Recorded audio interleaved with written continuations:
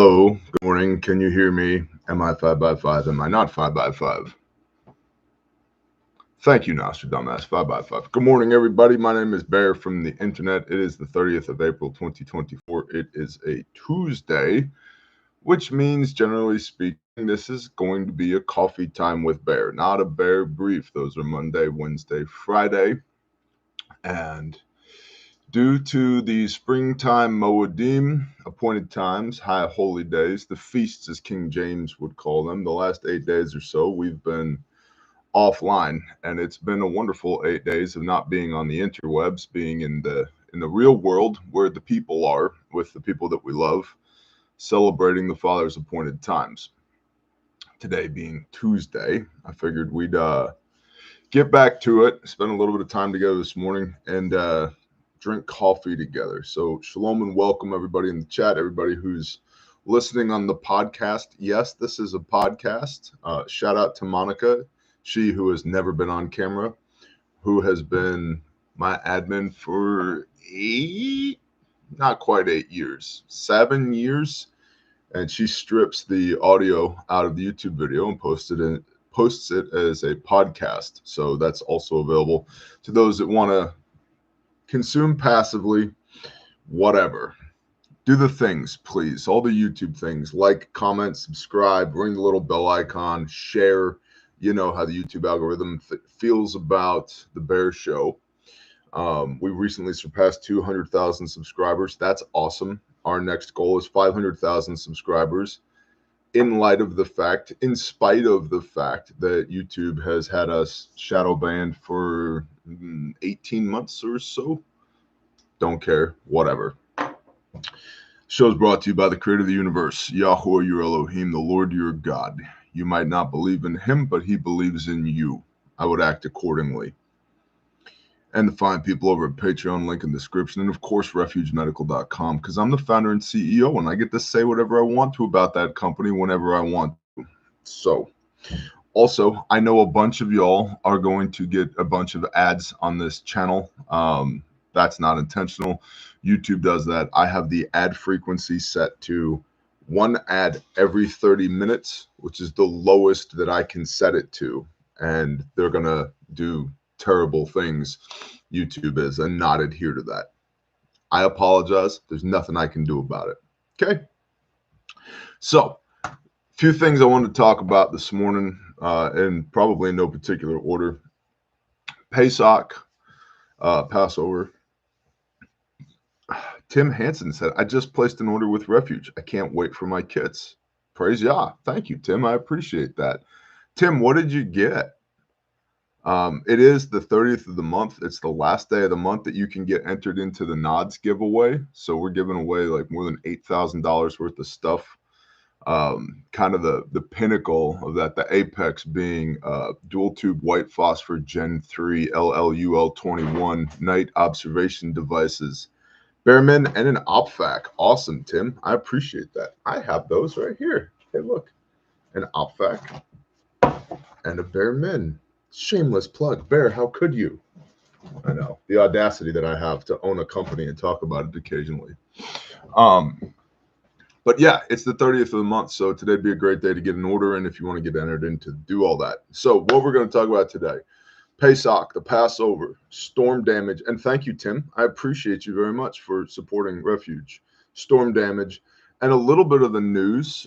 Steven Spielberg, U.S. Marshals. Did you see what happened in Charlotte, North Carolina yesterday? And possibly Russian uranium. Good old times. I placed a prayer request, if y'all would read it, says Travis Bolt.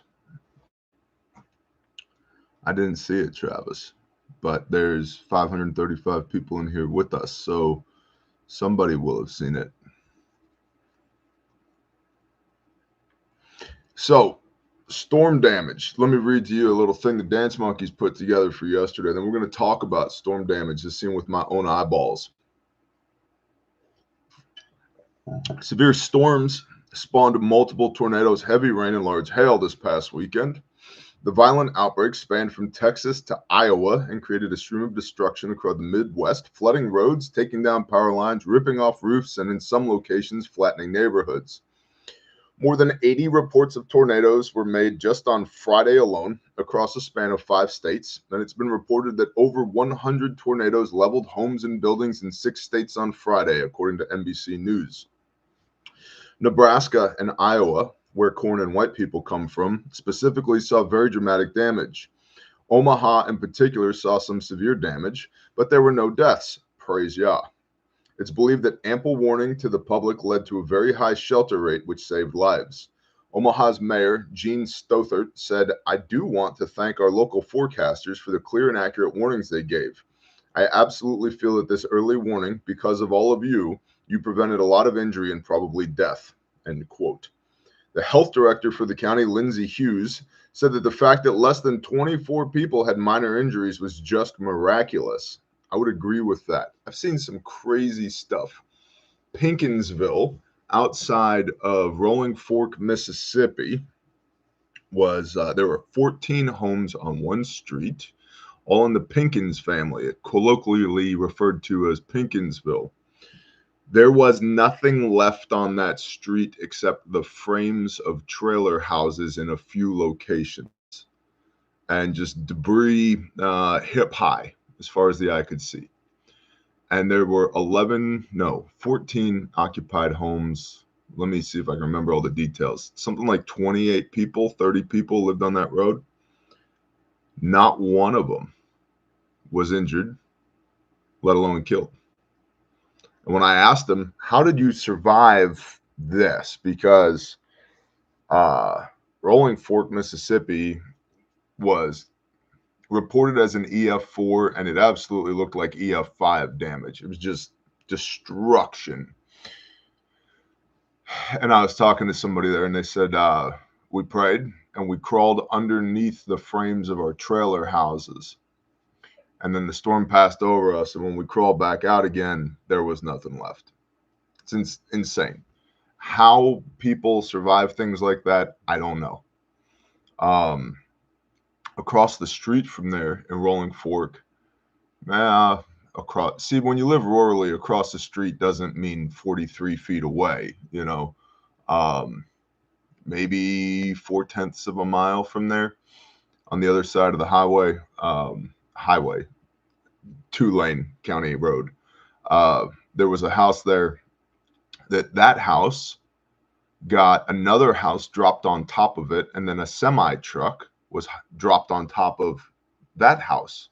So existing house, another house picked up by the storm, dropped on it, then semi dropped on top of it.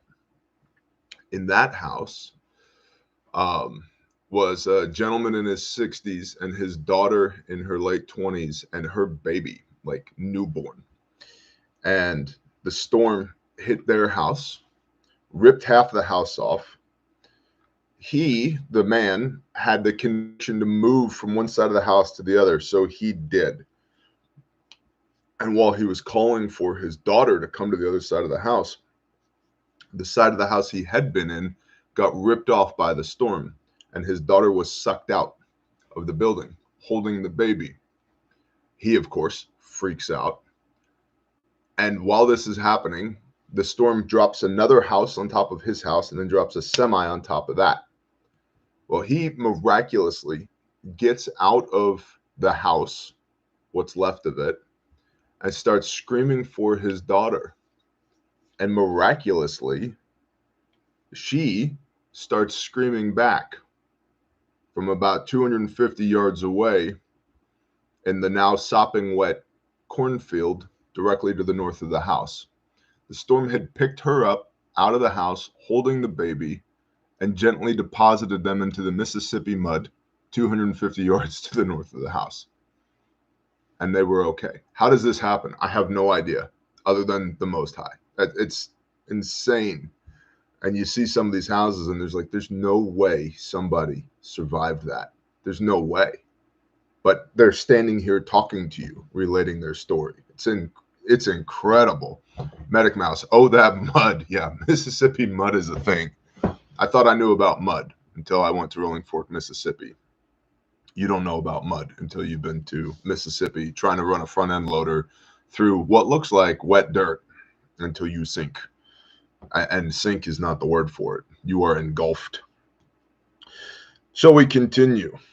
Elkhorn and Minden in Nebraska also saw significant damage. The chief deputy of Potawatomi, I don't know, guys. Who named your shit? Potawatomi County said that they had, quote, shut off entrance to the city of Minden except for the people that live here. So that's called controlled access. That happens. It's good. And that 50% of the town is damaged badly. And then there's light damage everywhere else, end quote. An industrial building in Lancaster County was struck so badly that it collapsed with 70 people still inside of it. Amazingly, no one died and only 3 injuries were reported. In Oklahoma, there were at least 2 deaths in Holdenville, including a 4-month-old. Ardmore was struck as well, and the town of Sulphur sustained some of the most serious damage in the state, appearing to have been struck by multiple tornadoes in quick succession during the night. The flyover footage shows some buildings entirely reduced to rubble, and others with their top floors and roofs missing. The debris spilling into the streets. Interstate 35 was closed in both directions because of the havoc wreaked. Vehicles were overturned and power lines were lying across the roadway. OG&E, Oklahoma Gas and Electric, alone reported about 28,000 of its customers had lost service. On Sunday morning, almost 33,000 were without power in Oklahoma, and Texas had almost 67,000 without power at the same time. Governor Kevin Stitt of the state of Oklahoma issued an executive order declaring a state of emergency in 12 counties, quote, due to impacts from severe storms, tornadoes, straight-line winds, hail, and flooding beginning 27 April 24, including extensive damage to power lines and infrastructure. It is necessary to assist and expedite all efforts of relief. We're going to talk about that in a moment. It may not be over yet, though. Today, this Monday, yesterday, the severe weather is expected to continue across the Mississippi Valley to the Gulf Coast. With it brings the potential for hail, flash flooding, and tornadoes. A little bit of intel from the Bear Nation. 1. Current reports are that 30 to 40 houses were hit in Elkhorn, Nebraska. A train by Lincoln took a direct hit as well. Search and rescue is underway. 2. I work in southeastern Kansas in corrections, and today at 1700 hours or 5 p.m. local, we had to lock our correctional facility down due to a strong line of storms and tornado warnings in our area just to the northeast of us. The sheriff's office had alerted our staff to more thunderstorms and bad weather for tonight. I'm not sure if this is deployment worthy for disaster relief, but I wanted to let the Bear team know if y'all weren't already informed. I'm unaware as of yet of the severity of damage, so if I find out more, I will update tomorrow morning or afternoon. The correctional facility is a massive concrete bunker, and damage did not occur here as of 1913 hours or 7:13 p.m. Now, speaking of, is this Bear Nation Grindstone Ministries deployment worthy? While a lot of these storms dovetailing into Pesach and unleavened bread and the Moedim, the high holy days, the appointed times of Leviticus 23, that many a Christian will argue we don't have to do that anymore. Bro, if you knew what you were saying, you don't have to. Do you realize what a blessing it is? I don't have to PT, but it's good for me. I don't have to not eat junk food, but it's good for me, right? I don't have to try and get a good night's sleep, but it's good for me. Come on. So Sunday, well, we'll start over. Saturday, Shabbat. We spent the better part of the afternoon and evening of Saturday, Shabbat, with Ryan Hall, y'all, up on the TV in the living room and just watching the storms hit. And I had, frankly, no conviction at all to go. And one of the very difficult to quantify aspects of how Grindstone operates. For those who are unaware, Grindstone Ministries is our disaster relief ministry, disaster relief and construction. And I had no conviction of the Spirit to go. Well, in the mouths of 2 or 3, let a thing be established. And so typically when something like this is going down, my phone will start blowing up. from the Grindstone board, from our volunteers, and frankly, from my brothers who are here in Bear Camp, who are like, hey, boss, are we up? Are we up? Are we going? I'm ready to go. Chainsaws sharpened, fuel in the transfer tanks, equipment loaded, we're ready to go. That was not happening on Shabbat at all. Okay.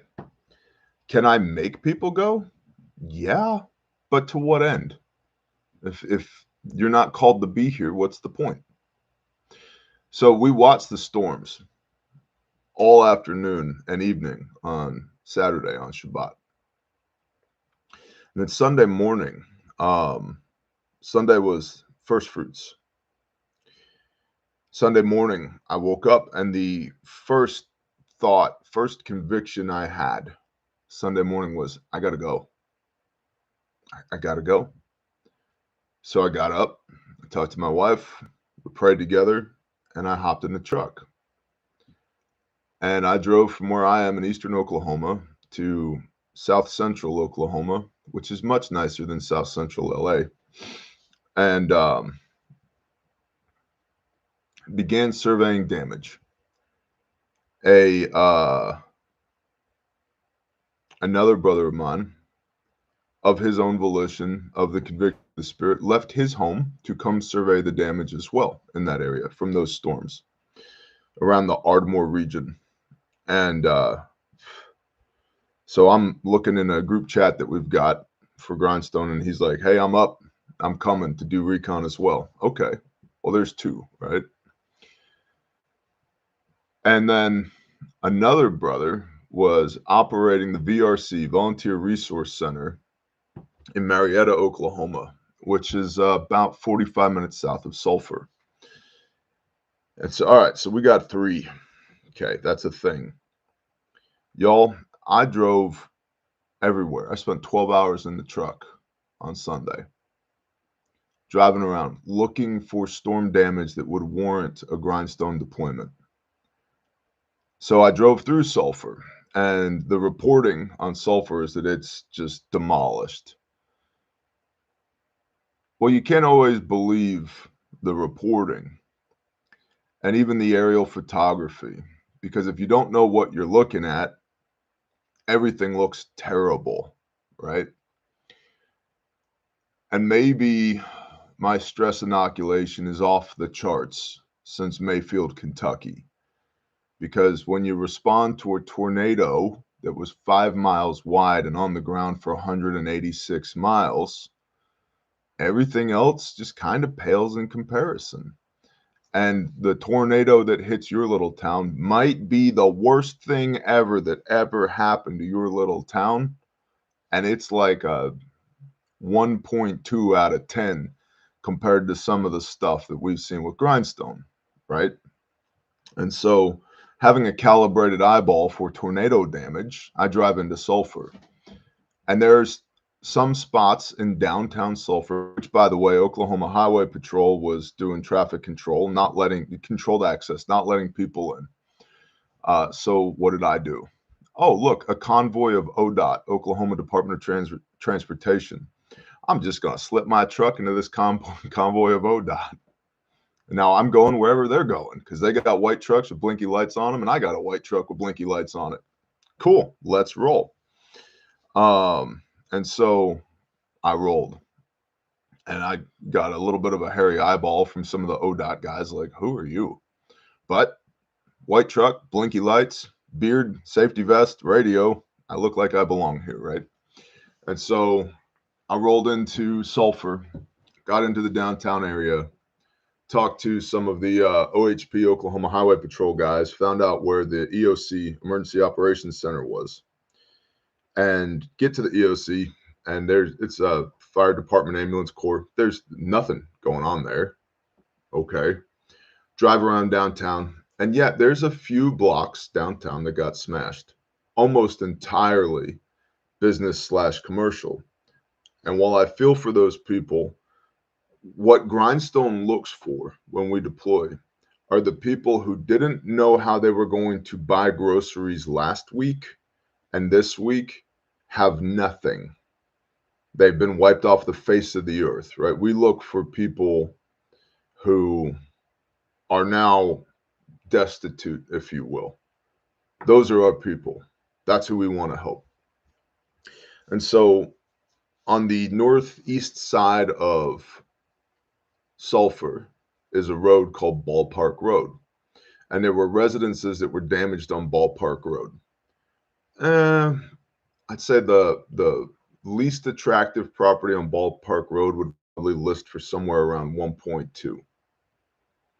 One of them already had 24 guys, maybe not that many, but they already had a bunch of guys, 12 guys in highlighter green safety t-shirts from a tree company out there already starting to work. Okay. These people are not desperate and destitute. They don't need us. We'd be a nice to have, not a need to have. So I drove, and that was Sulphur. That was the place that got smashed the worst.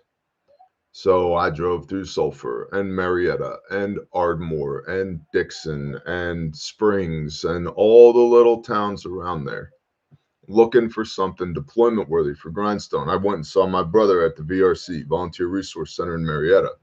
Hey, what do you need? And he's like, I'm turning volunteers away. It's like, I've already got 10 skid steers with grapples and 4 saw teams. Okay, praise Yah. That's awesome. You don't need us. And I got out on this one road south of the lake in Ardmore. Was that Kerr Lake? And that was where it was really bad. There was a handful of spots. Most of the damage was aesthetic. There were a handful of houses that had been destroyed, but not deployment worthy. So I'm driving all around South Central Oklahoma asking the Father, why did you tell me to come here? And I just start getting a download. The answer is trust. Do I trust him? Now remember, it's first fruits. Do I trust him? When I say go, will you go? Yes. And I try not to go until he says go. And I'm like, but why? Why did you bring me down here if there's nothing to do here? There's nothing for us here. I have no conviction. I couldn't find a place to plug in and help if I wanted to. So, and the answer to that was pressure test. Will you go when I tell you to go? And there's this rebuke from Messiah in Revelation, early on in Revelation 2, I believe. Return to your first love. Grindstone was my first 501c3. Grindstone led to Caleb House. And I got to be honest, because of the lack of deployments with Grindstone lately, and because how busy Grindstone has been building Caleb House, I've been wondering, is there even a point in continuing to maintain Grindstone? Could we deploy if we had to? We're busy building Caleb House. There hasn't been anything deployment worthy. I've got all these thoughts in the back of my head for months. And the Father says, go. We're up. And Grindstone stays ready to deploy. Like, our readiness is very high. The stuff that I need to go with lives on my truck.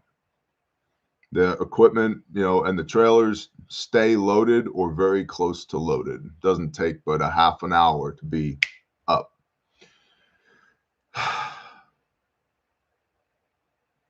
And so, return to your first love on the day of first fruits. Will you do Grindstone if I tell you to? Yes, I went. And so now I see that there's nothing for me here. I talked to my brother at the VRC. I talked to my other brother who'd come down on recon. I said, hey, let's go home. It's first fruits. And by this point, it's mid-afternoon. And I'm like, let's go. So we start heading back. And my truck that I love, I don't I don't revere it. It's not an idol, but I love this truck. My truck that has a relatively new, low miles since it's been installed. It was brand new when it was installed. AA MCO transmission in it, and a new, very low miles on it that I put on it, installed new. AA MCO transfer case in it. All of a sudden won't shift. I'm doing 35 miles an hour up gentle grades with my four ways on. And so my brother that was with me had come down to do recon, says, hey, I'll follow you. Maybe we could call around, find a shop that'll work on your truck. And, we can park it overnight, cross load your stuff from your truck into my truck. I'll take you home. I'm like, all right. So he finds a place. Could have dropped it off on Sunday. They'd start working on it Monday morning. And this place is in Atoka. So we limp into Atoka. And the Spirit's like, no. Monday is a high Sabbath. Nobody's going to be working on your truck on a high Sabbath. You're not doing that.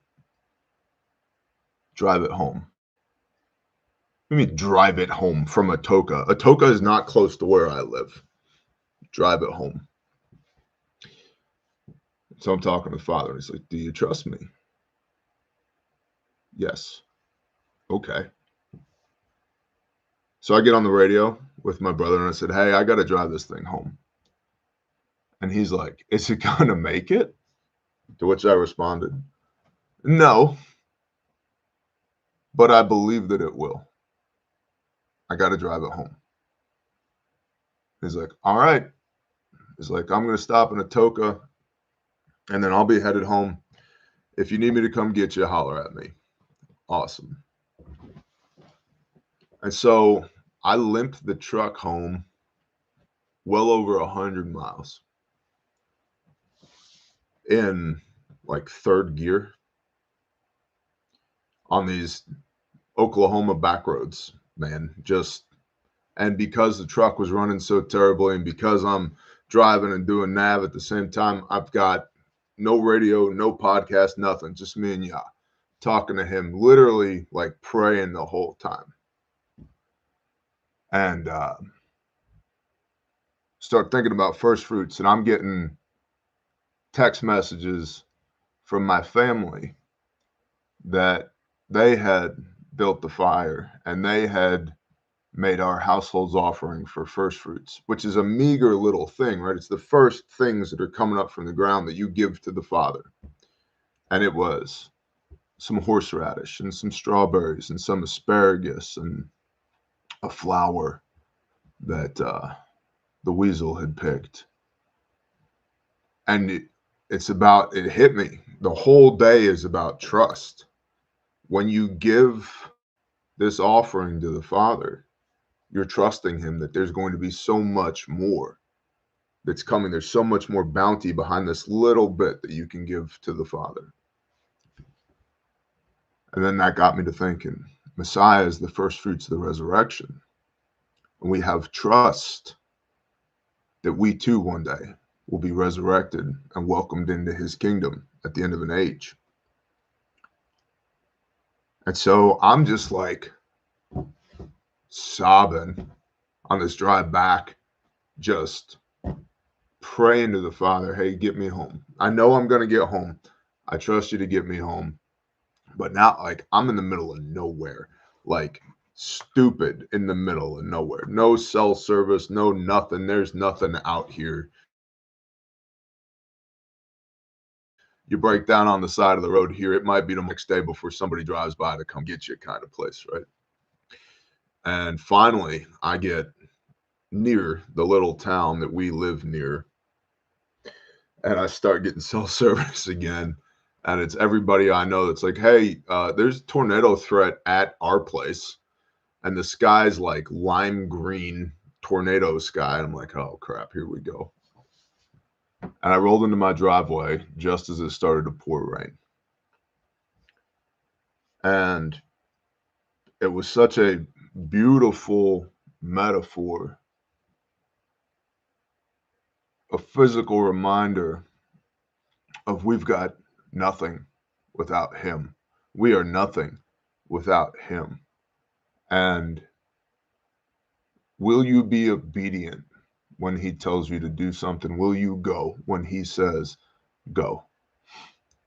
And the answer to that should always be yes. And you shouldn't go until he tells you to go, even if you think it's a good idea. And return to your first love on first fruits because of trust. And one of the things that the Father was just smashing me in the face with is that love is a prerequisite for trust. You cannot trust somebody you don't love. You have to have love in order to have trust. And how that informs our vertical relationship with the Most High, and how that informs our left and right relationships with our brothers and sisters. And Messiah says in John 15, verse 10, if you love me, keep my commands as I have kept my Father's commands. And so love is a verb. Love is something you do. Love is something you can't just talk about it or it doesn't exist. It's something that you have to work towards consistently and repeatedly, day in, day out, make efforts on behalf of love. And where there is love, there can be trust. But where there is not love, trust cannot exist. And when you wound trust, you also wound love. And you cannot reestablish trust without love. And the Father's just smashing me with these things as I'm crawling my badass truck, my 12,000 pound GMC 3500 HD 4-door 4x4 12,000 pound bumper winch. I got everything I could I got a Starlink on my truck, bro. It's like, yeah, cool story. You can't go over 35 miles an hour. Slow down, bro, so that we can talk. Oof. Oof. Slow down so we can talk. So that's how I spent my first fruits. And I can tell you, having put eyes on, I love you back, JC Fixer. Having put eyes on the storm damage in South Central Oklahoma, they have what they need to remediate that storm. And it does not warrant a grindstone deployment. It doesn't mean that for the people who are directly affected by it, it's not bad. But had I deployed Grindstone on Sunday, we would have been coming home right about right now.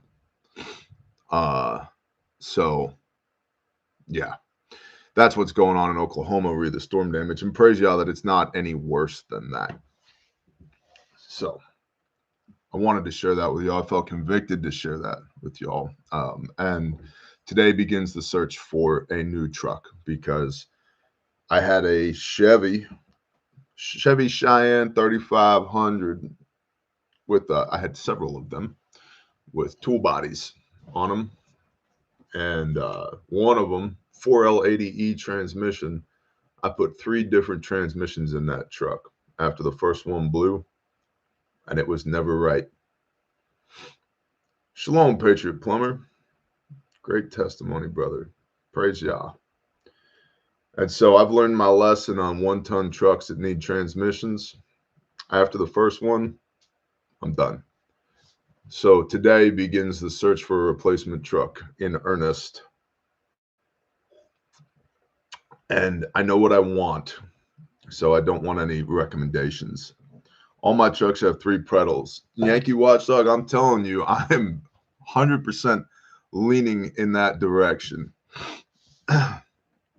JC Fixer, the cursed 4L80E. Yeah, I know, right? Yeah. Bear, that hits hard. Thanks. Mjolnir, bro. I'm glad it hits hard. Now you need to change your online name to something that's not some pagan made up horse shit. Okay. Be America. Diesel. Yeah.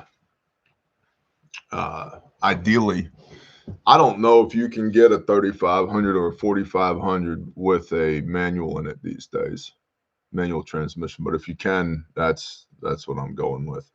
Them Ford Rangers keep on going. Double blessing Homestead. I'll tell you what, a Danger Ranger. I've made a lot of money with the Danger Ranger. I've owned 3 Danger Rangers in my life. But built my first business with a 1984 Ford Ranger, 2.3 liter 4-cylinder 5-speed that some maniac had put the springs and rear axle of an F350 in. So it was super raked. The ass end of the truck was like 8 or 10 inches higher than the front end of the truck with 1-ton springs in it. But it had a posi rear, and I could make that truck go wherever I wanted it to. And I routinely carried a half cord of firewood on the back of it all the time. Put wooden racks up on it. Richard Denny, thank you. But yeah, the thing with the Danger Ranger is, A, I'm not a tiny person. B, I carry a lot of stuff around with me.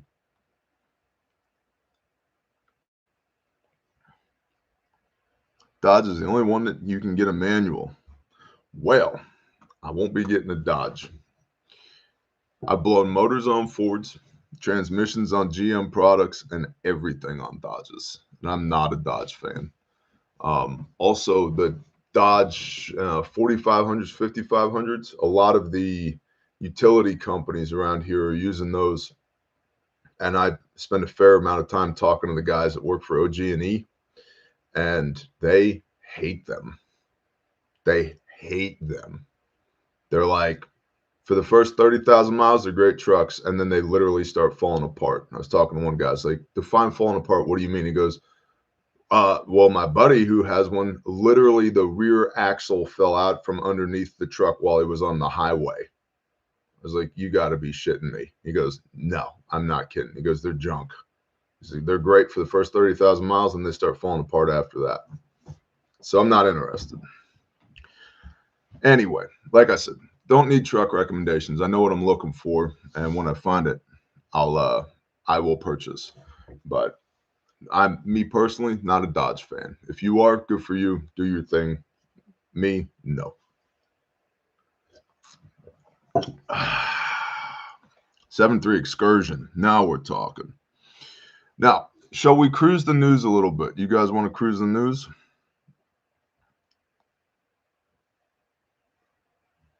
I'm looking at the chat. Still truck talking.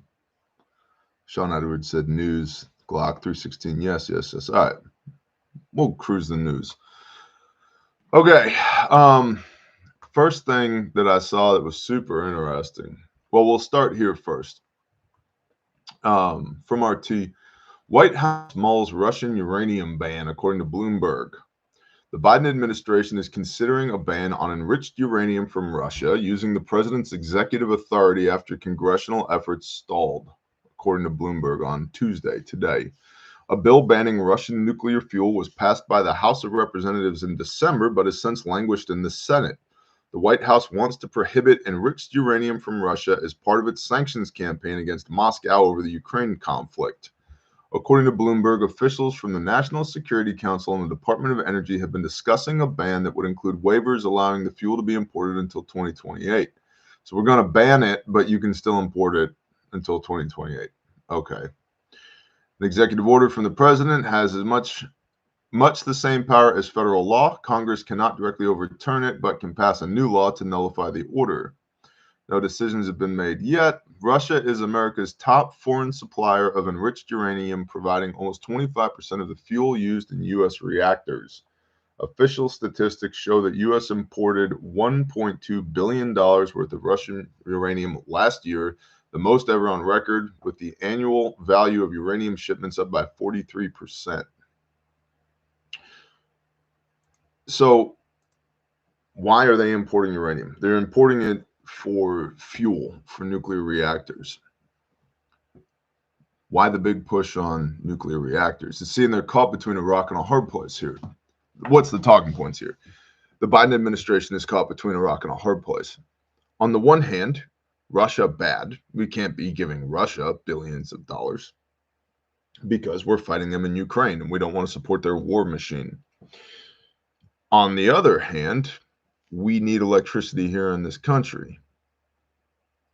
On the third hand, wind and solar, air quote good, but performance definitely bad. So the Biden administration is seeking to issue an executive order in lieu of the legislation that is not passed through Congress. The Senate will not approve it, has not approved it, to ban imports of Russian uranium so that they can say we have banned the import of Russian uranium. However, the Department of Energy is proposed waivers to be put in place that ban won't take place until 2028. What's up, the Iridium Group? Shalom, brother. So that the Biden administration can say that we've put sanctions on Russia, even though they won't take place for another 4 years. And we'll get the uranium into our country that we need to power our nuclear reactors, which they're now referring to as clean nuclear energy. Have you noticed that? Because there's no carbon emissions from a nuclear power plant, because wind and solar aren't doing what they want them to do. And one of the most shocking statistics that's come out of the wind industry here lately is when a project is built, like a utility scale, grid tied wind project, they're typically built, specified to have an operational lifetime of 20 to 25 years.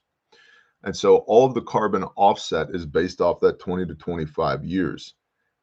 But statistically, in actuality, Holyoke Homesteader, I love your new wood cook stove, Pastor Bear. I'm saving up for one just like it. Thank you, Holyoke. Yeah, I put a picture of our new wood stove up on Patreon. People are digging it. Yeah, it's a Drolet Chick Chock.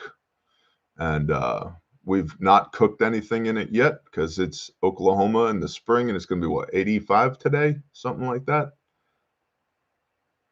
Yeah. Yeah. Anyway.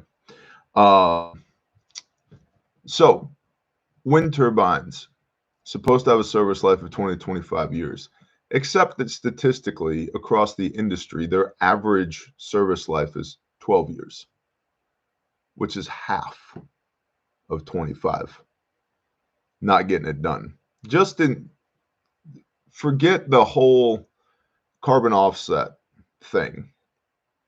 Monetarily, if you build something that you expect to last 20 to 25 years and it lasts 12 years, that's only a 47.5 to 60% service life. No bueno. And so your cost per megawatt produced is twice what you thought it was going to be. It's a problem. It doesn't work. So, but of course, Democratic talking points, they can't admit that it doesn't work. So we'll keep dumping billions of dollars into air quote renewable green energy, knowing it doesn't work, but also prop up nuclear energy over here because the grid operators, NERC and FERC, have basically said it's not possible to continue to supply America with electricity if we keep trending in the direction that we're going, shutting down coal plants, shutting down natural gas plants because they emit CO2, which, by the way, is what makes plants grow. But wind and solar aren't cutting it either. And here's the other thing. There's a lot of discussion around wind and solar that people, if you're not familiar with the industry, you don't know. The footprint of a solar farm or a wind farm is massive compared to the footprint of a nuclear power plant or a coal plant. Massive. I mean, you're talking thousands of acres. The last big job that I did was in South Texas on the Kennedy Ranch. The job site was 40 miles square, 1,600 square miles. That's bigger than a lot of counties in the United States of America. Okay? That's the footprint of the job. Or, I don't know, let's sequester 100 acres over here and put a nuclear power plant on it, or a coal plant, or a natural gas plant. You know, natural gas is burnt off as a byproduct. It's flared off in many places because the infrastructure doesn't exist to capture it in a pipeline and transport it. So it's literally just burnt in place. It's called flaring. What if we put a power plant there? What an idea. And now when you think 1,600 square miles footprint, Sarita Gulf Wind, Google it, Sarita, Sarita Gulf Wind. That was the name of that project, and it had multiple phases. King Ranch and Kennedy Ranch in South Texas on the Gulf Coast. What's up, Bobo? Thank you, J954. Brother Bear, please give a small donation to Caleb House. I'll also be buying a Bear med kit. I should have died a long time ago, but he saved me. Praise Yah. Yeah, I should have been dead 6 times over by my reckoning, and the Father saved me because he's awesome and I'm not. Now, think about this. 1,600 square miles. Who owns that land?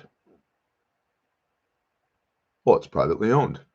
But did you know, most don't, that on federally funded power infrastructure projects, utility companies and developers are allowed to and have been allowed to for 20 years to exercise eminent domain on behalf of the government.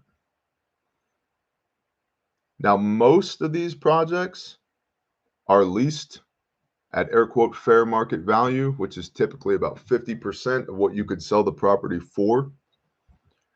Kimmy kills birds too. That's a misconception with wind turbines. Generally speaking, no, bird strikes are incredibly low. The rotor blades are way higher.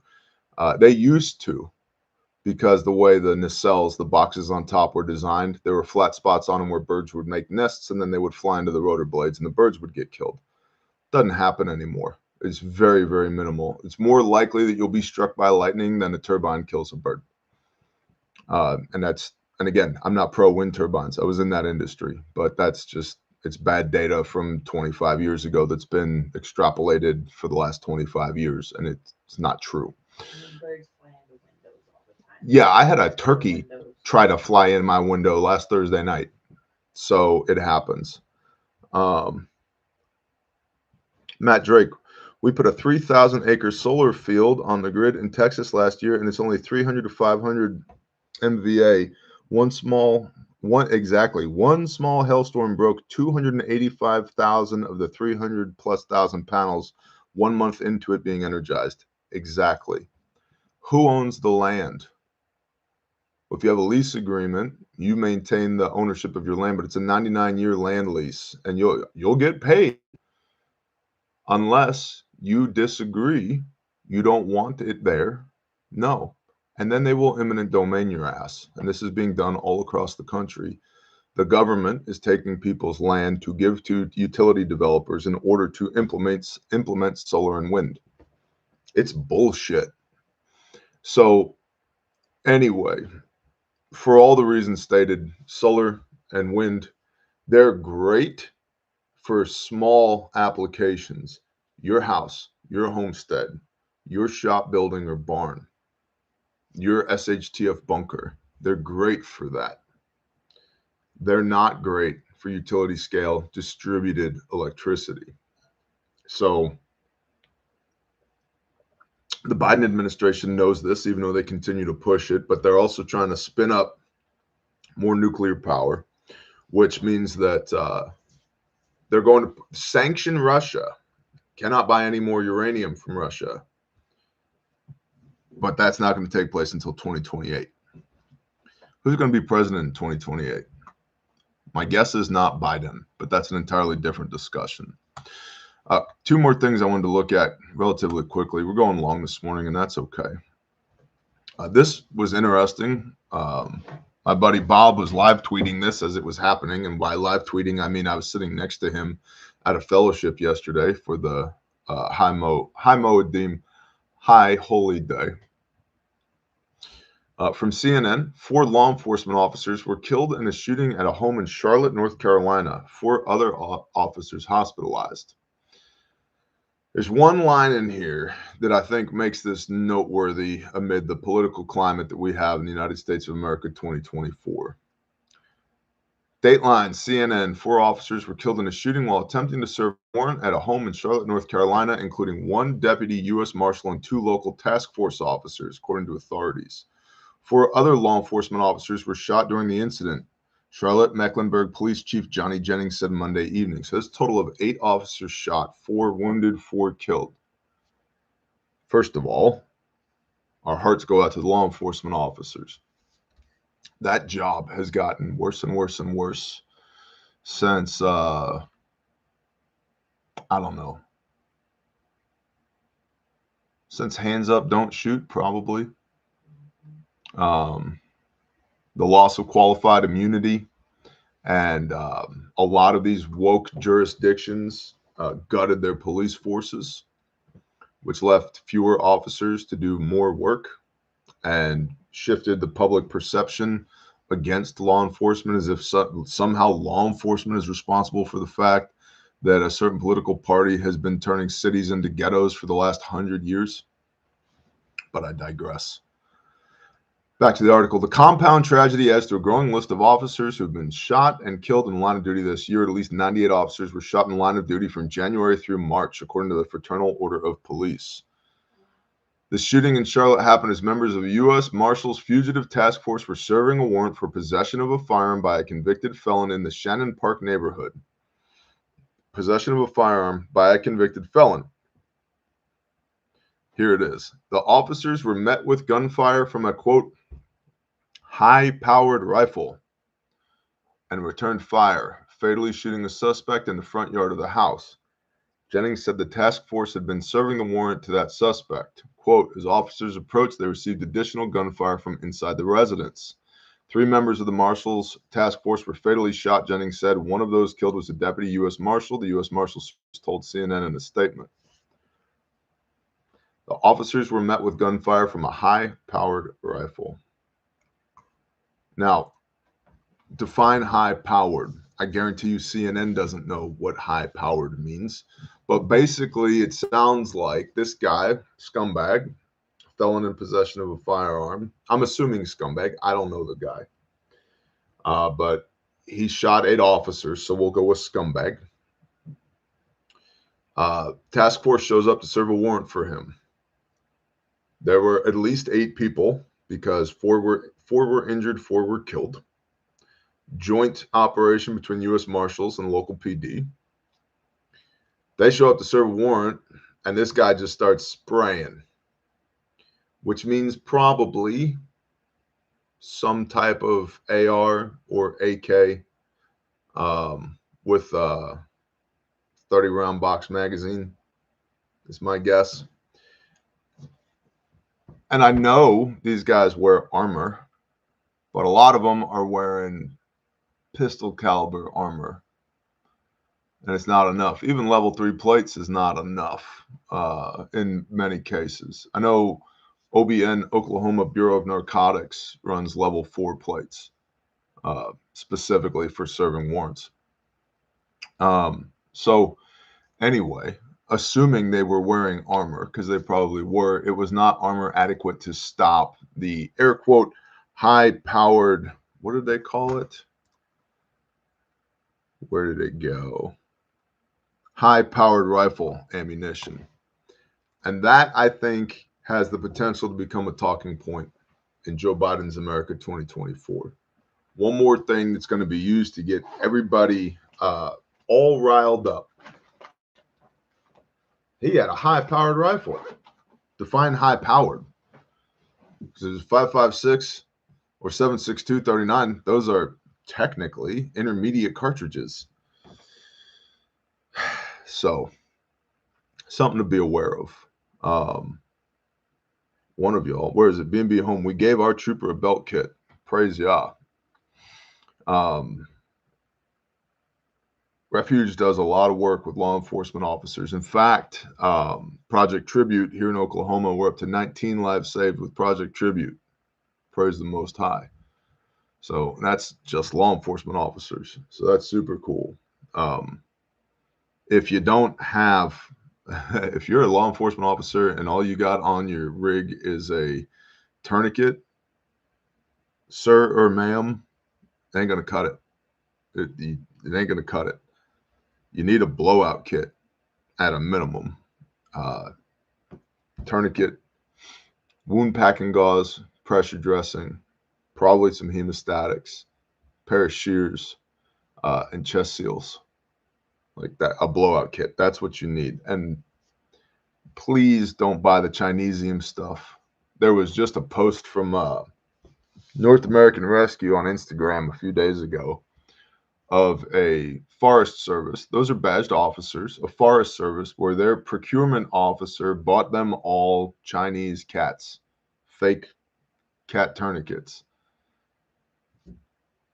And they were putting out press releases on what a good job they did. Now all of our officers have tourniquets. They have Chinese crap. Please don't buy fake stuff. Please don't buy fake stuff. North American Rescue, Gen 7 cat tourniquet, or TACMed Solutions soft T. Those two. The SAM XT works. It's huge. There are technically other tourniquets that are Committee on TCCC recommended. They're not as good as the cat or the soft T. At Web has a Daniel Defense M4 with a fake TQ. Oof. Yeah, that happened. You know, that happens way too often. Please buy real medical equipment. It hurts my heart that life-saving equipment has become commoditized. And I get it. Guys, I live in Joe Biden's America in 2024 too. I get it. But saving a little bit of money, air quotes, saving a little bit of money on a first aid kit that will not work when you need it is foolishness. You didn't save any money at all. You poorly invested whatever you paid for that kit. So exactly, JC Fixer. What's your life actually work? Stray kitten. So don't buy Temu tourniquets. No, don't buy anything from Temu, including tourniquets. Please and thank you. But I want you guys and girls to be aware of this talking point from CNN on the Charlotte shooting, in case it gets picked up by others and becomes a talking point, say, from the White House. The officers were met with gunfire from a high-powered rifle. If it was a carbine, it wasn't a high-powered rifle. Why did the Army switch to 6.8 by 51 millimeter? And I know all the Marines are like, hey, 5.56 is working just fine for us. Marksmanship is a thing. We don't need to get into that discussion. Last thing, Joe Biden's America 2024. This is an article from RT that I found very interesting, right next to an article from RT, Russia Today, talking about the use of AI propaganda in the ongoing elections in India, which is something we all got to be aware of. Trust your gut and lean not on your own understanding, but listen to the Most High, because we're going to need wisdom and discernment, friends. It's going to get, if you think it's weird now, it's going to get way weirder, I think, in between now and November 2024. But this article, speaking of way weirder, from RT, headline, Spielberg, like Steven Spielberg, Hollywood director, helping to direct Biden's campaign, according to NBC. The famed film director is reportedly assisting the U.S. president to convey his re-election message. And it goes, the article is all a bunch of blah, blah, blah. the last line of the article, Biden currently trails his Republican rival, according to a national poll released by CNN on Sunday. Trump's support stands at 49%, while Biden is at 43%, a 2-point drop since January. So, polling-wise, my take, again, I live in flyover country. I live in the middle of nowhere. But my take is the country is very disillusioned with Joe Biden, and it's a very easy compare contrast for Trump to compare how things were under Trump to how things are under Biden. And the talking point is simply, do you want more of what you got now, or do you want more of what you had under President Trump? That's an easy point to convey. And I think most of the country, or I would say at this point, the majority of the country is leaning in support of Donald Trump, not leaning in support of Biden. And that's proved out in the polling, but it's also proved out in just talking to people. I don't know one person, not one person, that thinks Biden's doing a good job. Now, again, I live in flyover country, so my sample size and my sample demographic is going to be different than maybe somebody else's. I'll acknowledge that. But I don't know not one person. I haven't talked to one person out there in the world who thinks Biden's doing a good job. Okay. But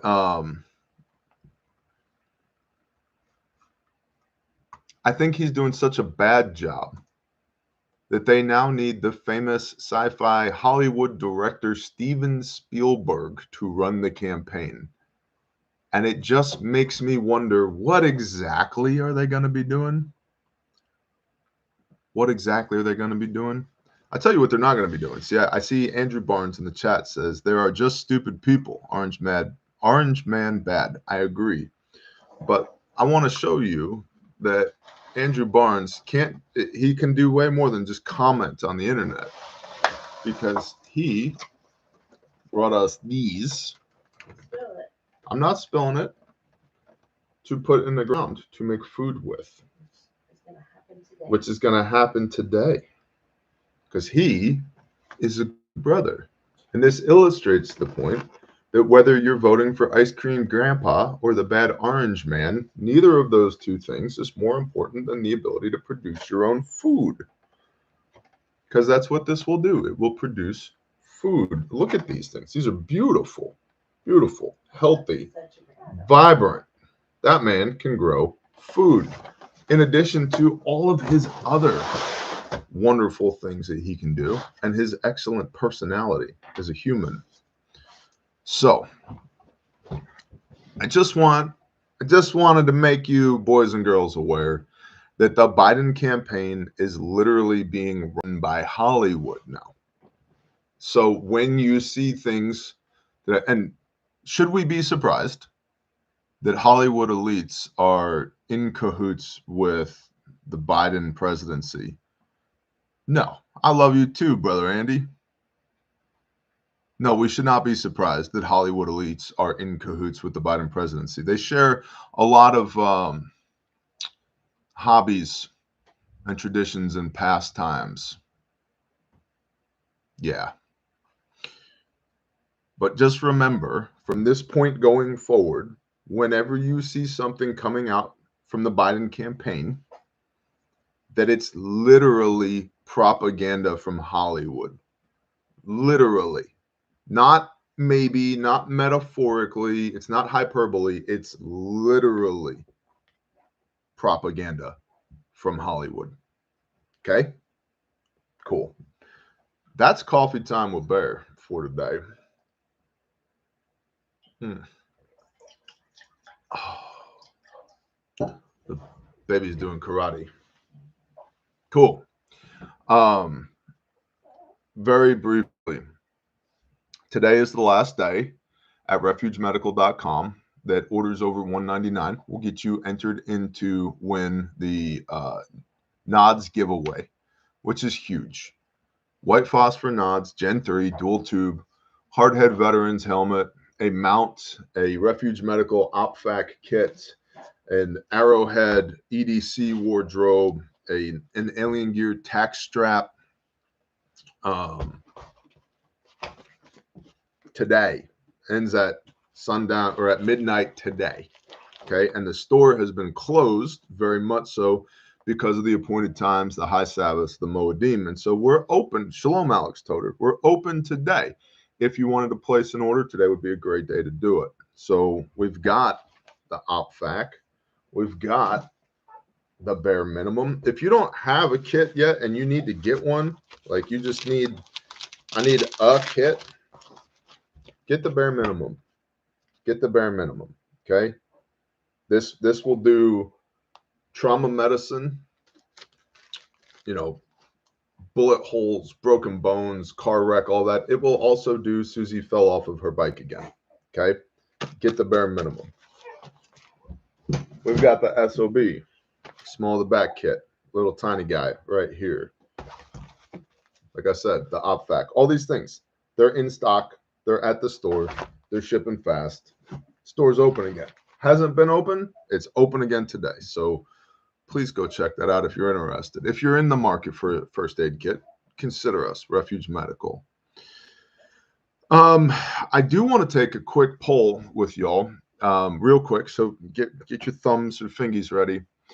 The combat midwife. Been having some really good talks with the combat midwife, and she and I are both interested in bringing her to the Refuge store in Oklahoma so that we can do some baby delivery in austere environments training, because that's what she does. She trains SOF, Special Operations Forces, in how to birth babies in austere environments. Would you come to that class? Do you think that'd be a cool class? I think it'd be a very cool class. And she's a believer. She, you know, I've had great conversation with her, and I basically told her, hey, the refuge facility is yours whenever you can come. Let's do something, because I think my people would be into that. And so I wanted to ask you all if you would be into that, if you think it's a good idea. And the vast majority of you are saying yes. One person said no. That's okay. We don't have to agree on everything. Higgy Homestead said no. That's okay. So, all right, cool. Very cool. Awesome.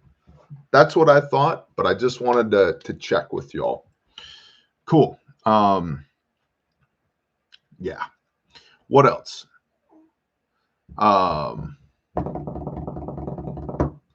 Patreon.com. Link is in the description. It's Prepper Consultancy. It's $10 a month. You ask the questions, I give you the answers. Long form video format. And so if you need to take your preparedness journey a step deeper in Joe Biden's 2024, check us out. The link is in the description. It's the best $10 you can spend on the internet each month. Thousands of other people would tell you so. Okay. Very high value. BearIndependent.com. If you need a coffee mug to throw at your turkeys when they front yard all the time, I recommend this one. This one has worked great for turkey interdiction operations. As you can see, it's got a really good dent right here, and it still works fine as a coffee cup. So will it survive the rigors of the homestead? My answer is yes. Now, it's still in testing and evaluation, but it's been thrown, this particular one, at least a dozen times at turkeys, and it still works fine. Look, watch. So if you need some type of ammunition to hurl at your livestock when you get pissed at them, check out BearIndependent.com. You can find all kinds of objects for throwing at BearIndependent.com. Grindstone Ministries, as previously stated, did not deploy, although I went when the Father said go.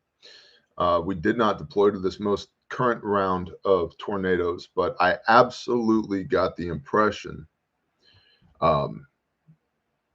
yet again, he who can be trusted with little can be trusted with much. It was like the Father was saying, are you ready? When I tap you on the shoulder for this next thing, are you going to take me seriously? Will you be ready to go? Yes, sir. And so Grindstone does disaster relief and construction. Grindstone is building Caleb House. I can't give you all the details on that, but suffice it to say, ongoing, and it's going well. Praise Yah. And whenever the next tornado or hurricane hits, Grindstone will be up if the Spirit tells us to go. If that's something you're interested in supporting or something you're interested in partnering with, you want to come too when the tornado hits, go to grindstoneministries.com. Link is in the description. And lastly, but certainly not least, calebhouse.org, Caleb with a K.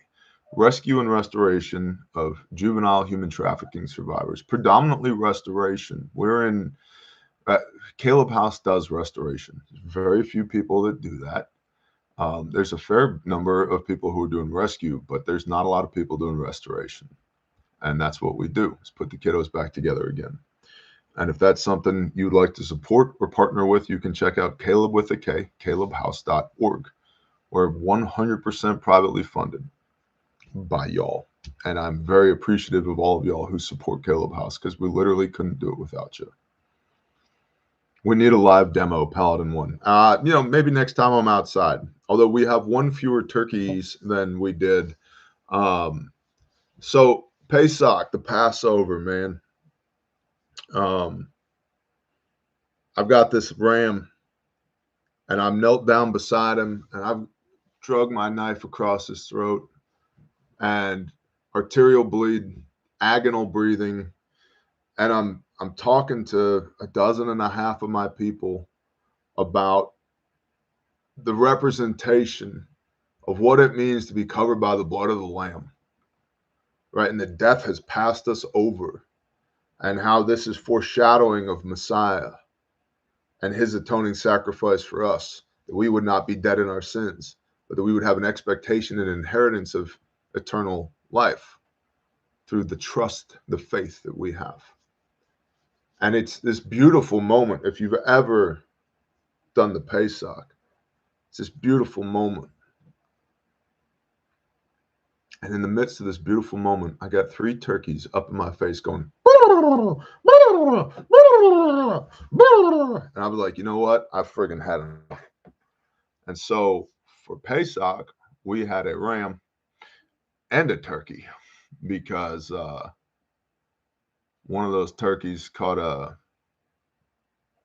135 gram plus P jacketed hollow point. Hornady critical defense works great on turkeys. So J94 954 just bought my Bear Fact 3.0. Praise Yah. I appreciate you, bro. Thank you. So, and then somebody brought up, they're like, didn't you shoot a guinea one time on Pesach? And I was like, actually, I did. And it turns out we've developed our own traditions of men on Passover. There's some type of fowl on property that's going to get a bullet hole in it come to Pesach. So, in any event, shall we talk to the Father? Yes, we shall, Bear. All right, let's do that.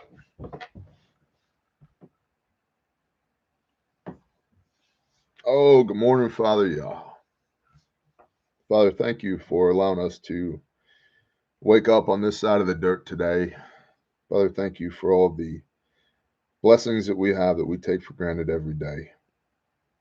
Thank you for trusting us enough to be your hands and feet. Thank you for loving us enough to cover us with the blood of Messiah that we might come home again. Father, thank you for the conviction of your Ruach HaKodesh, your Holy Spirit, and for the wisdom and discernment that comes with that. Thank you for being indwelt in all the struggles and strife and heartache that we go through, that all these trials might be counted as joy for the proving of our faith. Father, thank you for Messiah and for your Moedim and for the opportunity to deeply worship you, even though our works are filthy rags and we are but a speck of dust. You love us anyway. And thank you for that inexplicable truth. Father, please be with everybody today who is going through some stuff, whether that be mental or emotional or spiritual or physical or financial. Father, please minister to them. Father, please appear and work and move in ways that are literally miraculous and inexplicable, so that all the glory would be yours. Please be undeniable for the proving of faith and for testimony and for a witness. Father, please give us strength in the name of Yeshua HaMashiach, that we could be your hands and feet, and that no weapon formed against us shall prosper. Pour out your Spirit on all flesh for wisdom and discernment, Father, and for conviction. Father, bring peace that surpasses all understanding, so that we would focus on you and not on the world. We'd be in the world, not of the world, and that our light would shine into the darkness, and the darkness comprehendeth it not. Father, Yah, put a hedge of protection around all these people. And Father, anything that's within the sound of my voice that's not of you, we come together in agreement and rebuke it in the name of Yeshua HaMashiach and command it to flee. Father, thank you for this day. Let it be for your glory. Lift all these people up and I lay them at your feet. I ask that you just please provide for them today, protect them today, and bless them today. In the name of Yeshua HaMashiach. Amen.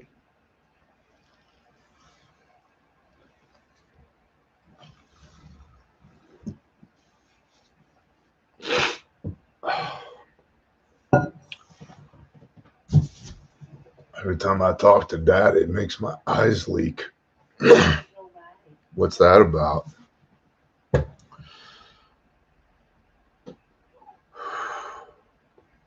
Appreciate y'all. I love y'all. It's good to be back. And I will see you when I see you. Shalom.